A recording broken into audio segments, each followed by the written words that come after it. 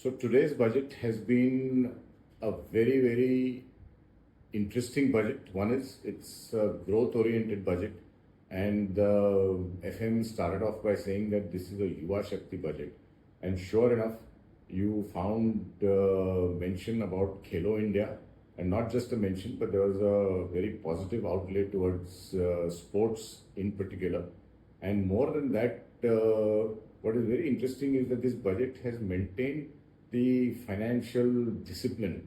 The fiscal deficit this year is 4.4%. Next year is expected to be 4.3%, and we're maintaining a growth rate close to 7% of GDP.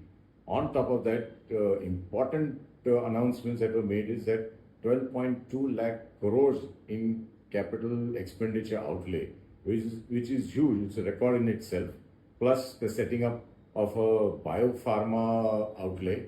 On top of that, for MSMEs, and a 40,000 crore outlay for the electronic segment, especially for semiconductor 2.0. Now, these are all path-breaking announcements, very futuristic, all inclusive. Yes, from point of view of sheer taxation, direct taxation for the general public is a disappointment because there's no big announcement. But I would say we should not have even expected it, given that last year quite a lot was done in that area. But this is a budget which is going to take India on the Viksit Bharat path. 2047 is definitely happening. In fact, the way we are going, it should happen even earlier.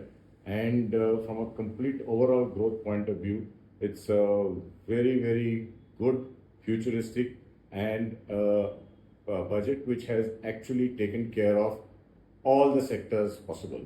So we really commend the finance minister and the government for giving India yet another path-breaking and a futuristic positive budget. Thank you.